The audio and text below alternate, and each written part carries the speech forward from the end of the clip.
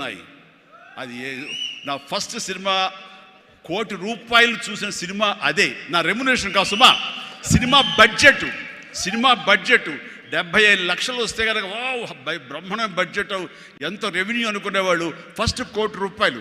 నా తోటి హీరోలు కూడా ₹1 కోటి తెలుగు సినిమా అనే లెవెల్కి వెళ్ళింది. అక్కడి నుంచి కోటి అనేది మామూలు అయిపోయింది. ఒక్కొక్క ఏరియాలోనే ₹1 ఆ తర్వాత నా రెమ్యునరేషన్ ₹1 పైబడి అలా అంచెంచుగా ఎదుగుతూ వచ్చారు. నేనేమన్నానంటే, మీ బలం మీ పాజిటివ్ థింకింగ్, మీ బలం మీ కన్విక్షన్, మీ బలం మీ ధ్యేయం నుంచి పక్కదారి పట్టకపోవటం. మీరెవరైనా సరే మీ ఎయిమ్ ఏంటి అనే దాన్ని మీరు ఫిక్స్ చేసుకోండి. ఆ ఎయిమ్ని వెళ్ళటం కోసంగా దారులు వెతుక్కోండి. అవకాశాలు ఇలాగ అబండెంట్గా ఉంటాయి. వాటిల్లో మనకు కావలసిన అవకాశాలు, మన ధ్యేయానికి లక్ష్యానికి దగ్గరగా ఉండే అవకాశాలు మనకి పాపపై కనపడుతుంటాం. ఆ పాపపై కనపడే దాన్ని మనం గుర్తించగలగాలి, వాటిని ఎంబ్రేస్ చేసుకోగలగాలి, వాటిని మనకు అనుకూలంగా మనం మలుచుకోగలగాలి, అవి మనం బలంగా చేసుకోగలగాలి, వెళ్ళాలి. ఇనీషియల్గా వెళ్ళినప్పుడు డబ్బే సంపాదించుకోండి. డబ్బే కాదు ప్రధానం, నిలదొక్కుకోవడం ప్రధానం. మన ఎయిమ్ వైపు మనం వెళ్ళటం అన్నది అది ప్రధానం. వెళ్ళిన తర్వాత డబ్బు ఆటోమేటిక్గా వస్తుంది. అనుకున్నావా ఇంత వస్తుందని, ఆ తర్వాత డబ్బునే పెంచుతుంది. సో నేను అలాగే వెళ్తూ వచ్చాను. నిలదొక్కుకోవాలి, ఇక్కడ నెంబర్ 1 అనిపించుకోవాలి, నా స్థానం సుస్థిరం.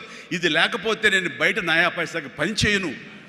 ప్రైమ్ టైం నా లైఫ్లో అయిపోయింది కాబట్టి ఇక్కడ ఏమైనా సరే అని ఆ రకంగా వెళ్ళాడు. ఎక్కడ ఈగోకి వెళ్ళకుండా, ఎక్కడ హర్ట్ అవ్వకుండా, వాళ్ళు నన్ను సినిమాలను తీసేసరే, నన్ను కాదన్నారే అనే కోపం కంటే కూడాను వాళ్ళని ప్రసన్నం చేసుకోవాలి. వాళ్ళు మళ్ళీ అతన్ని మనం బాధ పెట్టుంటామేమో కదా అని వాళ్ళ మనసుల్లో వాళ్ళు వాళ్ళు గిల్ట్ ఫీల్ అయ్యేలాగా చేసి నెక్స్ట్ ఏమైనా సిద్ధం సినిమా చేయాలయా అని అనిపించేలాగా నా బిహేవియర్ ఉండేది.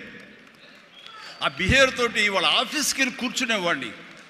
అంటే అక్కడ నాకు ఒక పౌరుషం లేదని కాదు, పరిస్థితి నాకు అనుకూలంగా మలుచుకోవటంలో నేను అది ఆ రకంగా కొంచెం తగ్గి వెళ్తాను. నేను తగ్గడం మూలంగా ఆ తర్వాత వచ్చే కరెంటు వేవ్స్ దాని మీద ఎక్కితే అదే తీసుకెళ్తాను పైకి. అది నమ్మిన వాడిని నేను. అలాంటి దర్శకులతోటి, ఆ దర్శకులతోటి నేను హైయెస్ట్ సినిమాలు చేశాను అన్నది ఈ రోజున వాస్తవం. అలాగే ఇక్కడ సినిమా ఇండస్ట్రీలో నీ టాలెంట్ అనేది ఇనిషియల్ స్టేజ్లో secondary. How you behave, how you cooperate with the producers. So all the time how you look in to their benefit, వాళ్ళ బాగులు ఎలా చూసుకుంటావు, వాళ్ళకి లాభం రావాలి ఎలా చూసుకుంటావు అనే దాని మీద దృష్టి పెడితే అది నిన్ను మరింత దగ్గర చేర్చుకుంటుంది. రామారావు గారి ఎగ్జిట్ తర్వాత, ఆయన పాలిటిక్స్కి వెళ్ళిన తరువాత ఒక గ్యాప్ లోపల ఉన్నారు మహానటులు ఎంతోమంది ఉన్నారు. శోభన్ బాబు గారు, కృష్ణరాజు గారు, కృష్ణ గారు, నాగేశ్వర గారు, అందరూ ఉన్నారు. ఆ టైంలో ఒక కొత్త వాటికి ఛాన్స్ రావడం అనేది ఎంత కష్టం అనేది నేను ప్రత్యేకించి చెప్పక్కల. ఈ రోజుల్లో మాత్రం కానే కాదు.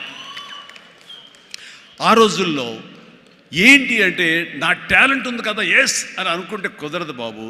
నీ బిహేవియర్ కూడా దానికి అడిషనల్గా యాడ్ అవ్వాలి.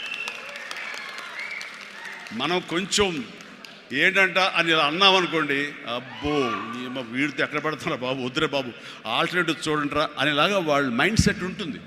మనలాంటి నటులు ఎంతోమంది ఉంటారు.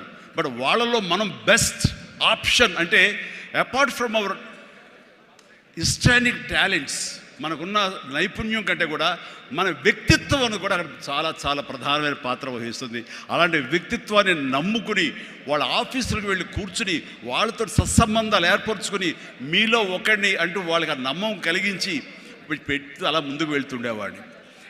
ఎలాగో ఎవాల్వ్ అయ్యాను అంటే, నన్ను ఇండస్ట్రీ నాకు చేయూతనిచ్చి ఇండస్ట్రీ నన్ను పైకి ఎదిగేలా చేసింది అనే దానికంటే, నన్ను ప్రేక్షకులు ఫస్ట్ వాళ్ళను గుర్తించారు.